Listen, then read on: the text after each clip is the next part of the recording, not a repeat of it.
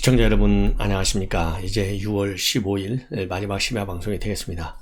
맨 먼저요, 이번 시간에는 이제 김건희 여사 봉화마을 방문한 거 가지고 아직도 논란이 계속되고 있어요. 자, 본래는 이거 무속인, 여성 무속인이 하나 나타났다 했다가 그게 아니고 충남대학교에 있는 무용학과 겸임 교수다 이게 나오니까 그러면 비서실세네, 국정농단이네, 이렇게까지 지금 야당이 밀어붙이고 있습니다. 그런데 이거 뭐 이미 역풍을 맞고 있어요. 자, 그런데 왜 그러냐면 대통령실에서 공식적으로 발표했어요.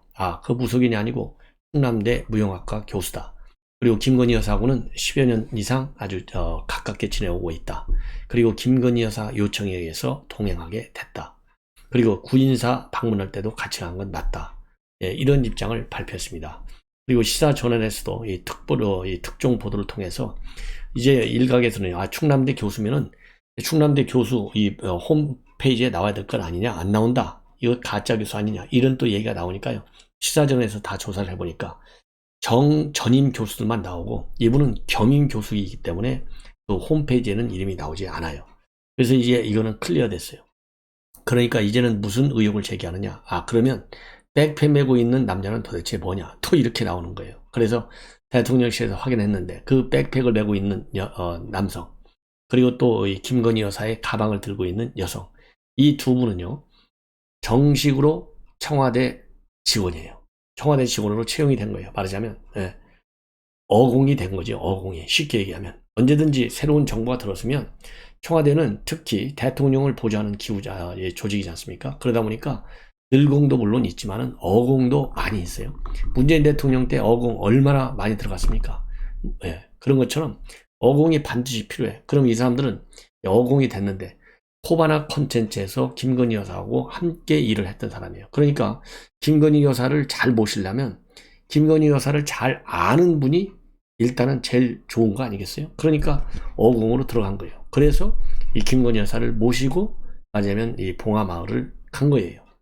그리고 이 교수도 이 김건희 여사를 너무나 잘 알기 때문에 간 거예요. 그래서 원래는 이 봉화마을 방문 행사도 이 김윤옥 여사도 지난 5월 중순에 식사를 한번 모셨다 이렇게 되어 있잖아요. 그런 것처럼 비공개로 모셨으면 딱 끝나는 건데 워낙 언론에서 집중적으로 취재하고 봉화마을 간다는 것이 일찍부터 알려지다 보니까 비공개가 안 된 거예요. 그래서 풀로 이 보도를 한 거예요. 이러다 보니까 계속 의혹을 제기하는 거예요. 예. 그래서 이 사람들도 청와대 직원이 맞다. 그러니까 코바나 컨텐츠 이제 접었잖아요. 그래서 이 충남대학교 무용학과 교수도 코바나 컨텐츠에서 전무를 하고 있었는데 이게 이제 폐업 정리를 했지 않습니까? 그러니까 코바나 컨텐츠를 나온 거예요. 예.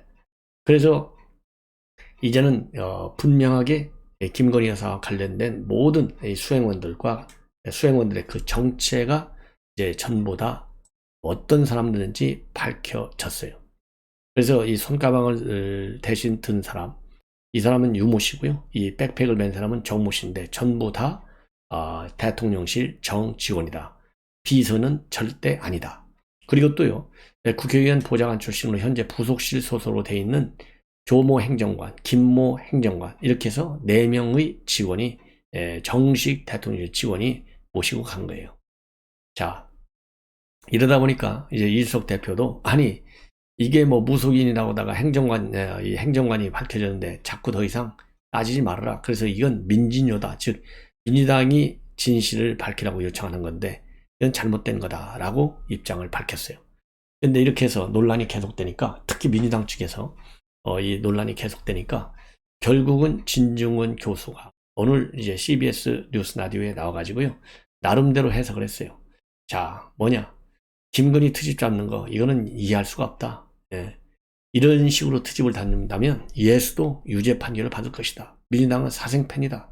그러면서요, 이거는 그만큼 김건희 여사를 약한 고리로 보는 것 같다. 왜? 윤석열 대통령을 공격할 게 마땅치 않으니까 그 공격의 대상을 민주당에서는 지금 김건희 여사 쪽으로 방향을 틀고 있다. 그래서 이런 식으로 본다면 결국은 김정숙 여사도 마찬가지 아니겠느냐, 이렇게 이제 비판을 하고 있고요.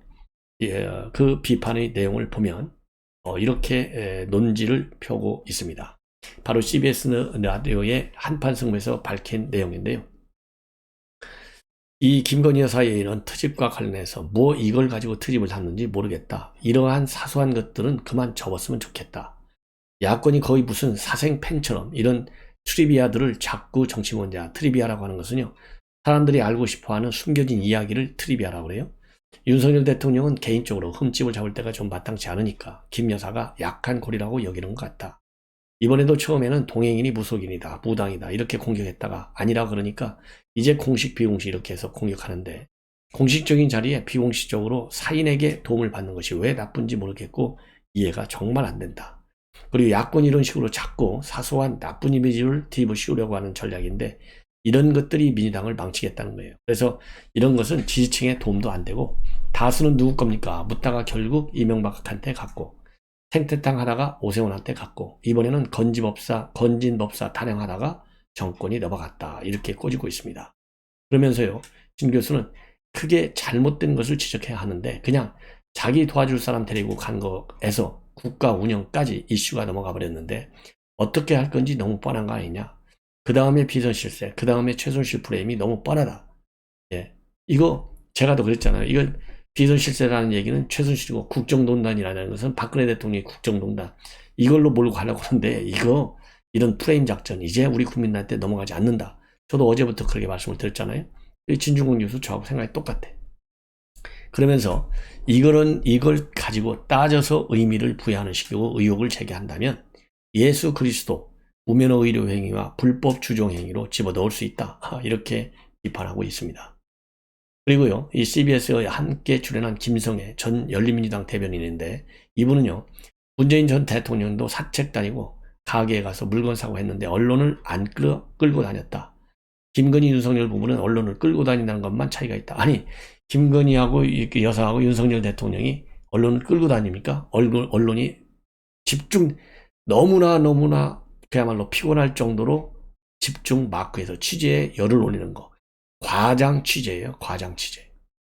네. 김정숙 여사도 그 당시 청와대에 있을 때 앞에 있는 마트에 가서 물건을 사달랐지만 언론이나 사적인 인맥을 동원해서 배포하지 않은 것과 차이가 있다.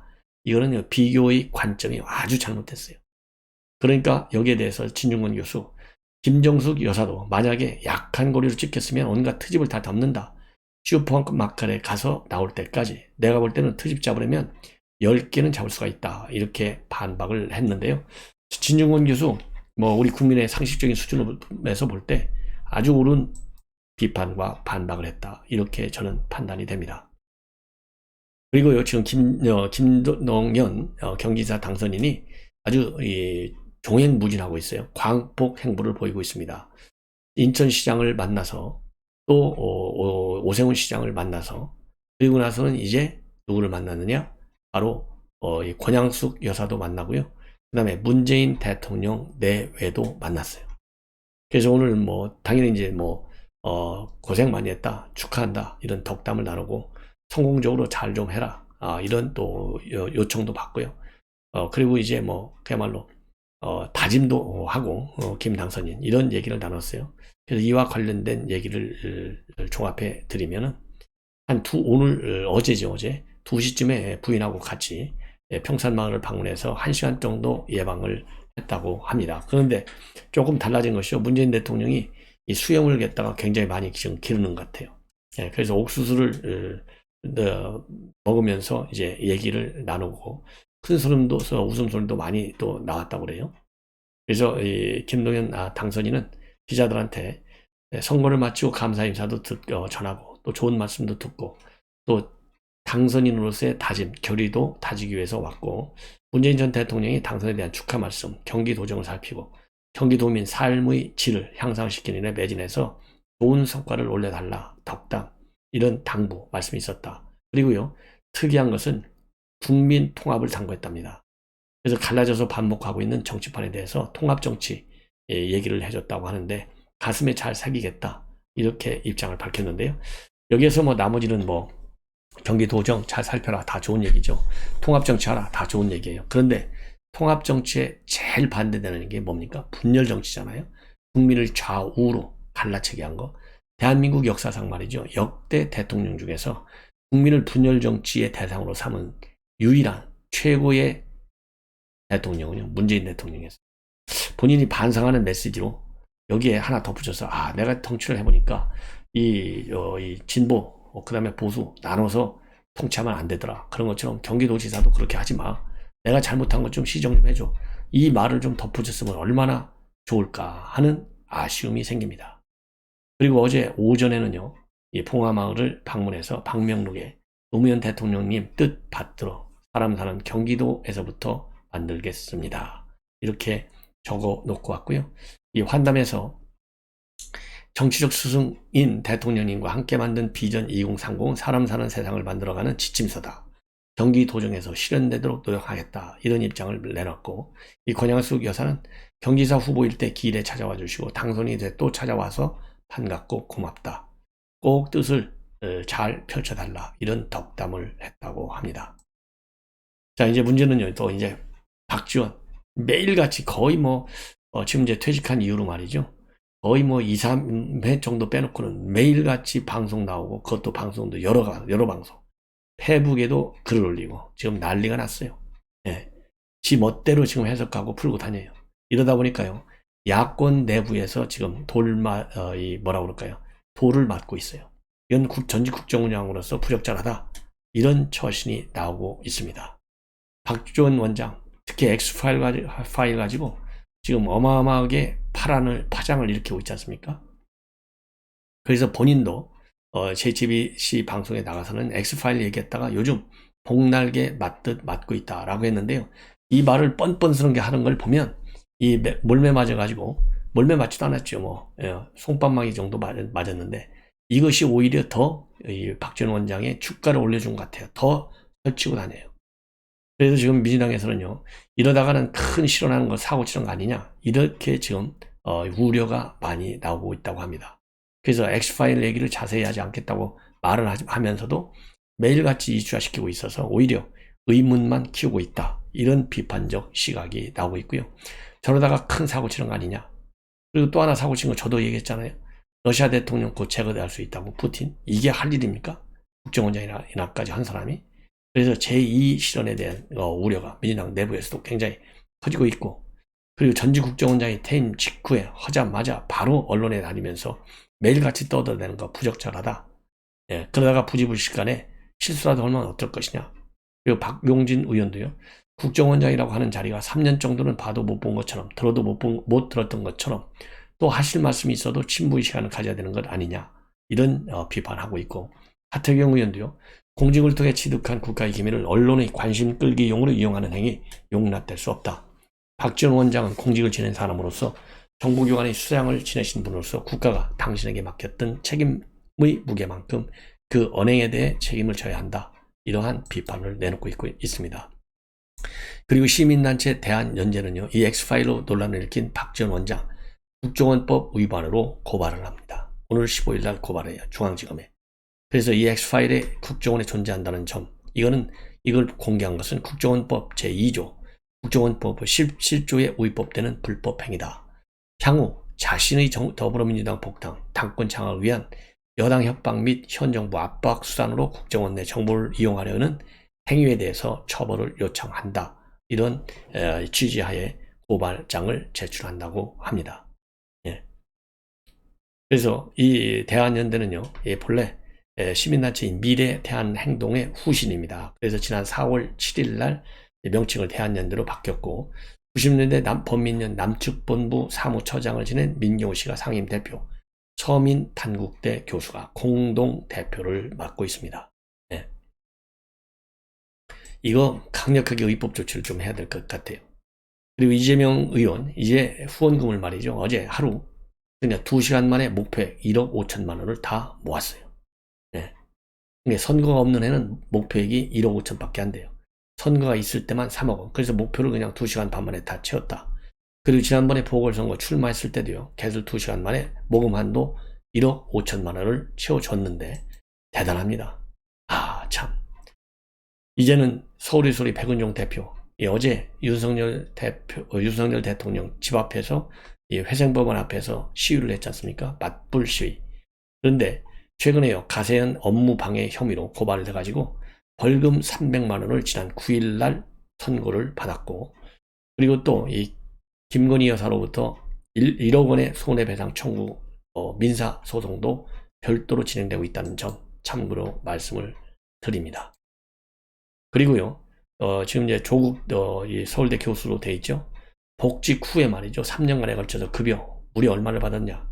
1억 2천여만 원을 받았다. 직위가 해제된 후에도 약 8,600여만 원을 받았다. 이게 황보승희 의원이 서울대로부터 받은 자료를 분석해서 내놓은 주장입니다. 근데 이게 문제가 있는 게요. 전에 서울대 서서문학과 교수가 이 성추행 문제로 징계를 받았어요. 바로 징계를 받았는데 그 직후부터 봉급을 주지 않았어요. 그런데 지금 조국 같은 경우는 징계도 받지 않고 그 봉급을 수업도 하나도 하지 않는데 이렇게 1억 2천여만 원의 봉급을 받고 있는 거, 이거는 지나친 특혜다. 그래서 이 교육부에서는 지금 서울대 총장 징계위원회를 회부했지 않습니까?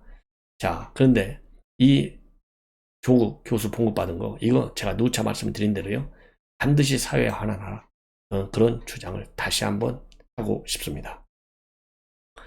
자, 이번에는 말이죠, 우크라이나의 미모 여성 검사가 러시아의 검찰총장으로 임명을 됐다가, 러시아 이 자치공화국의 총장으로 임명됐다가 최근에 이제 해임됐다는 보도가 굉장히 지금 인기리에 지금 보도가 되고 있어요. 이분의 이름은요, 나탈리아 포클론스카야인데요. 42살입니다. 2014년도에 크림 자치공화국의 검찰총장으로 임명됐고 아주 빼어난 미모로 화제를 많이 일으킨 분인데요. 최근에 이 포클론스카야라고 하는 이 검찰총장, 이번에 이제 고문으로 뒤로 물러섰어요. 본인이 페북에 글을 올려서 대외협력청 부국장직을 떠나서 고문으로 임명됐다. 이 푸틴의 신뢰와 지지에 대해서 고맙다. 그리고 앞으로는 SNS 활동을 하지 않겠다. 이렇게 입장을 내놨는데, 현지에서는 사실상 해임된 것이다. 이런 입장을 내놨는데요. 자, 본래는요, 이 반 우크라이나 친러 아주 강성 활동을 하는 바람에 이제 발탁이 돼가지고 러시아에 가서 저렇게 출세를 했다가, 최근에는요, 러시아의 우크라이나 침공을 비판해가지고 이 비판 때문에 결국은 쫓겨난 것으로 그렇게 알려지고 있는데, 이 포클론스카야 이분은요, 우크라이나 루안스크에서 태어나가지고 2002년도에 우크라이나 검사가 돼서 그 이후로 강성 친보 행보를 보여왔고, 2014년도에는 푸틴의 지지를 받아서 크림 자치공화국의 초대 검찰총장이 된 바 있습니다. 그래서 우크라이나 정부는 당시에 말이죠, 이 포클론스카야의 검사 자격을 박탈하고 반역죄를 적용해서 지명 수배해 왔습니다. 그리고 러시아에 귀환한 후에 이 포클론스카야는요, 2016년도에 러시아 하원의원 선거에 당선이 됩니다. 자, 그래서 그동안에 친러 활동을 해보다가 최근에 러시아를 비판하는 바람에 검찰총장직에서 쫓겨 내려오게 됐다. 이런 이제 결론이 됩니다. 자, 이번에는요, 지금 이제 이 윤핵관의 권성동 원내대표, 지금 당내에서 존재감이 굉장히 커지고 있다. 이런 평가를 받고 있어요. 뭐 여러분들 잘 아시다시피 우선 이 청문회 과정에서 여러 번 또 영향력을 발휘했잖아요.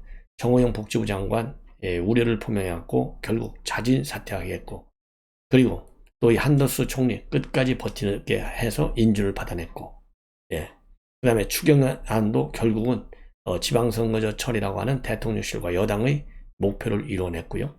그 다음에 윤종원 IBK 기업은행장, 한덕수 총리 국무조정실장 초대 국무조정실장 내정되니까 부적절한 인사다, 제동을 걸었어요.